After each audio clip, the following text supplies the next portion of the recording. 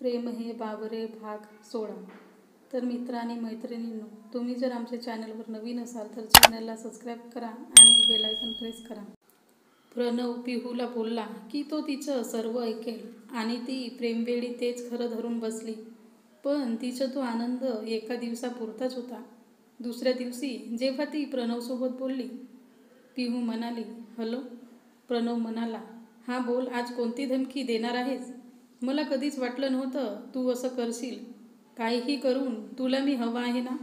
तुला फक्त मला मिळवायचं आहे ना. वागतो मी तुला हवं तसा, पण हे सगळं माझ्या मनाविरुद्ध घडत आहे.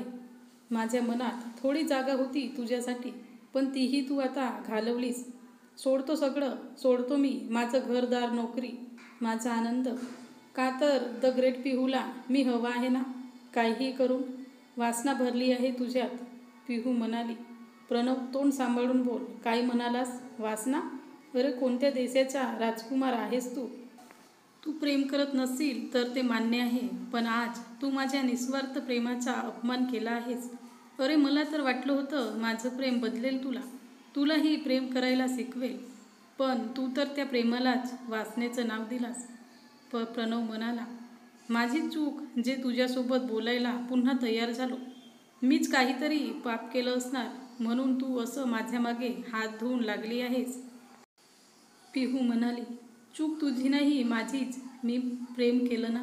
तू तर ते कधी केलंच नाहीस ना. पिहूने प्रणवसोबत बोलणं बंद केलं. प्रणवलाही तेच हवं होतं. त्याने पिहूला सर्व ठिकाणी ब्लॉक केलं.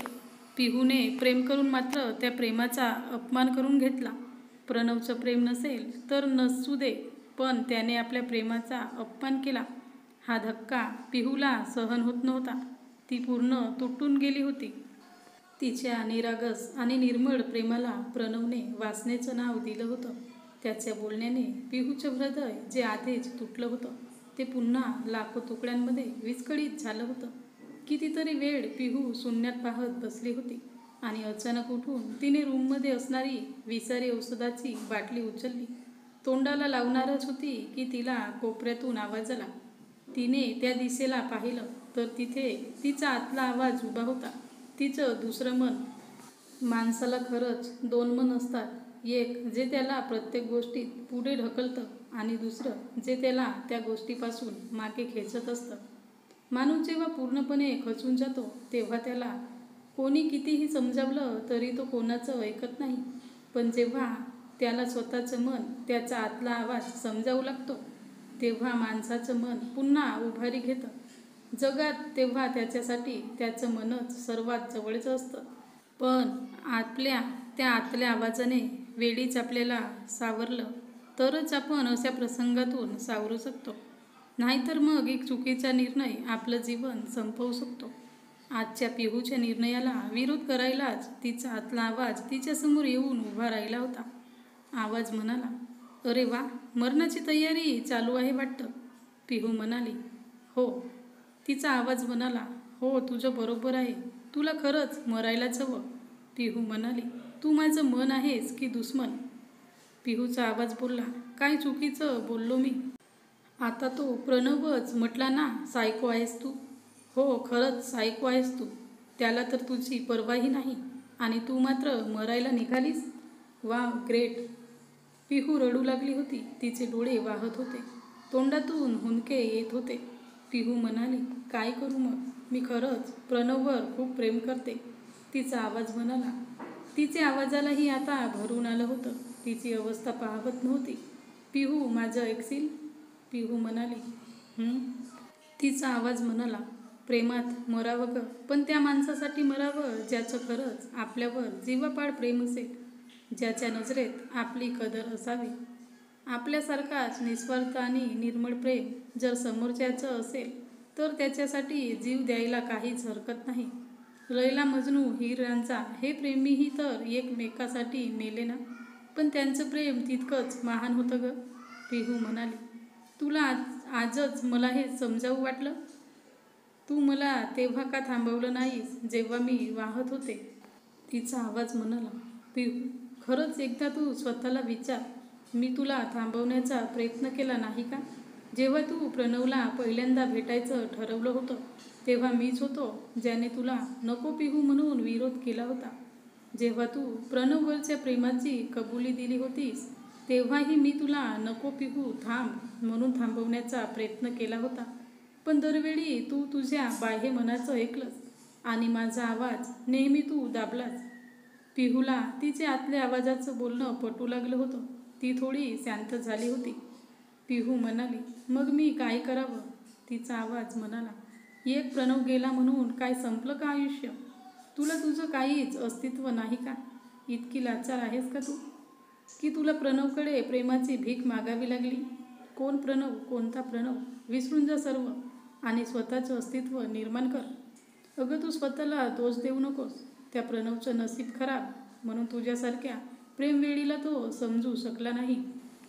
पिहूला तिच्या आवाजाचं बोलणं पटलं होतं. तिने ती बाटली पुन्हा होती तशी जाग्यावर ठेवली. प्रणवचं नाव तिने मनाच्या कोपऱ्यात दाबून टाकलं आणि पुन्हा एक नवीन पिहूने जन्म घेतला. पिहूने आता स्वतःला सावरलं होतं. पण आत्ताची पिहू खूप वेगळी होती. प्रेम या शब्दाला तिच्या आयुष्यात जागा नव्हती. जगातली सर्व मुलं प्रणवसारखी असतात हा तिचा पक्का निर्धार झाला होता. अडीचा सुरवंट होतो आणि तो स्वतःभोवतीच एक कोस विणून त्यात बंदिस्त होतं. तसंच पिहूनेही स्वतःभोवती एक कोस करून घेतला होता.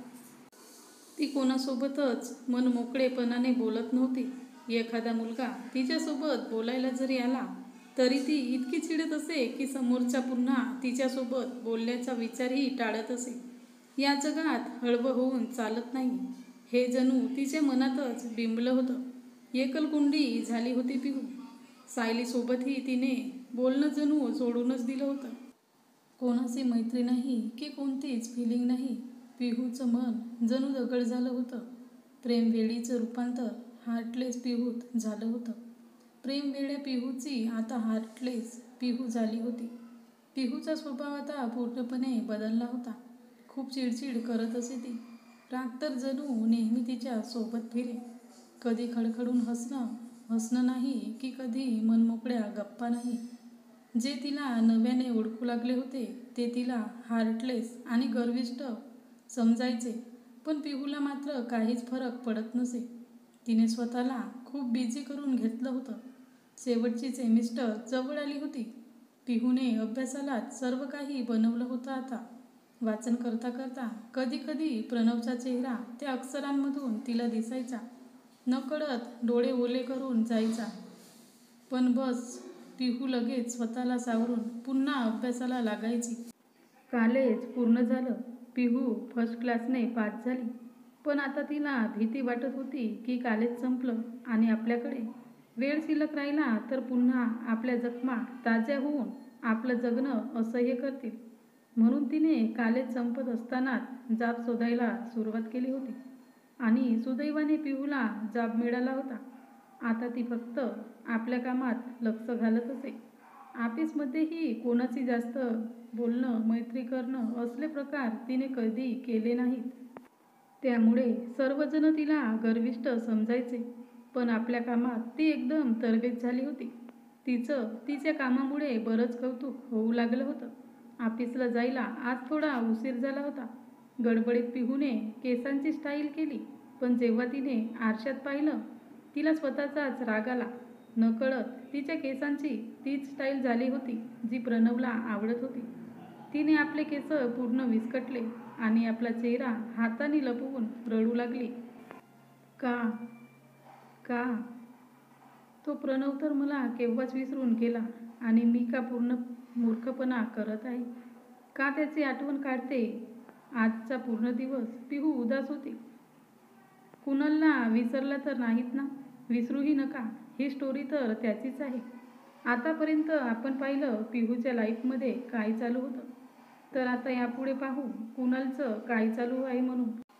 जाधव काकांचा नंबर जसं लागणे बंद झालं आणि कुणालला कळलं की त्यांचा नंबर बदलला आहे तो पुन्हा उदास झाला. कोणीतरी सांगितलं होतं की पिहू नाशिकमध्ये आहे. तो 4-5 वेळा नाशिक फिरून आला होता. एकदा पिहू दिसेल या आशेने. पण इतक्या मोठ्या शहरात त्याला पिहू कशी भेटेल? कितीही मनातून काढलं तरी पिहू त्याच्या मनातून आणि डोक्यातूनही जात नव्हती. एक ना एक दिवस पिहू आणि आपली भेट होईल आणि नक्की होईल या असं त्याने स्वतःलाच बजावलं होतं. आणि तसा त्याचा विश्वासही होता. एक दिवस नक्की आपण पिहूला भेटू, पिहू सोबत बोलू. पिहूला त्याने एका सणासाठी सुद्धा स्वतःपासून वेगळं केलं नव्हतं. कुणालचंही कॉलेज पूर्ण होऊन त्यालाही जॉब लागला होता. दिवसभर तर त्याचा कामात जायचा, पण घरी आल्यावर अजूनही तो पिहू राहत असलेल्या घराकडे पाहत असे. आता तिथे दुसरे कोणीतरी राहायला आले होते, पण तरीही कुणाल पिहूला तिथे आपले डोळे बंद करून अनुभवायचा. आकाश जेव्हा जेव्हा त्याला भेटायचा, कुणाल नेहमी त्याला बोलायचा की एक ना एक दिवस पिहू मला पुन्हा भेटेल. पण मनातून तोही थोडा खचला होता. अलीकडे तर पिहू त्याला खूपच आठवू लागली होती. त्यातच त्याला जयपूरहून जॉब ऑफर आली, पण घरचे त्याला नको बोलत होते. इतक्या लांब कशाला? त्यांचा एकुलता एक मुलगा होता कुणाल. नको तो जॉब म्हणून त्यांनी त्याला समजावलंही. पण आता खरंच कुणालला वाटू लागलं होतं की पिहूचा तर कुठेच पत्ता नाही आणि इथे राहिलो तर एक सणसुद्धा तिची आठवणी आपली पाठ सोडत नाही. आपण थोडं दूर गेलो तर निदान पिहूच्या आठवणी कमी तरी होतील.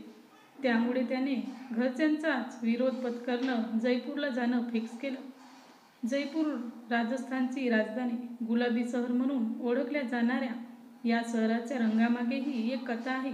प्रिन्स अल्बर्टच्या स्वागतासाठी राजा सवाई रामसिंग दुसरे यांनी शहरातील सर्व वास्तू टेराकोटा गुलाबी रंगात रंगवून घेतल्या होत्या. प्रिन्स अल्बर्ट भेटीनंतरही जयपूर शहराला फक्त गुलाबी रंगातच ठेवण्याचा सल्ला राणीने राजाला दिला होता. त्यामुळे आजही जयपूर गुलाबी शहर म्हणूनच ओळखले जाते. असे या गुलाबी शहरात आपला कुणाल येऊन पोहोचला होता, पिहूच्या आठवणीने जीवाची होणारी तगमग दूर करण्यासाठी. पण या गुलाबी शहरातही त्याचं मन रमलं नाही. तो आपलं काम पूर्ण निष्ठेने करायचा. सुट्टीच्या दिवशी जयपूरमधील प्रसिद्ध ठिकाणी फिरायला जात असे. कुणाल मनाचा राजा होता, जो त्याच्या संगतीत राही. तो त्याला आपलंसं करून टाकत असे. त्यामुळे त्यांची मित्रमंडळी मोठ्या प्रमाणात होती. त्यात त्याला सवयच होती की कोणी अडचणीत असलं की कुणाल पहिला त्याच्या मदतीला धावत असे. पण त्याचं मन मात्र पिहूत अडकलं होतं. जयपूरला येऊन शांतता भेटेल असं त्याला वाटलं होतं, पण झालं उलटंच. इथे आल्यापासून त्याला पिहूची जास्तच आठवण येऊ लागली. पाऊस सुरू होता.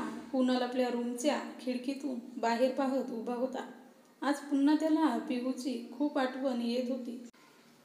सांस में तेरी सांस मिली तो मुझे सांस आई, मुझे सांस आई. रूह ने छू ली जिस्म की खुशबू, तू जो पास आई, तू जो pass I. I miss you Pihu.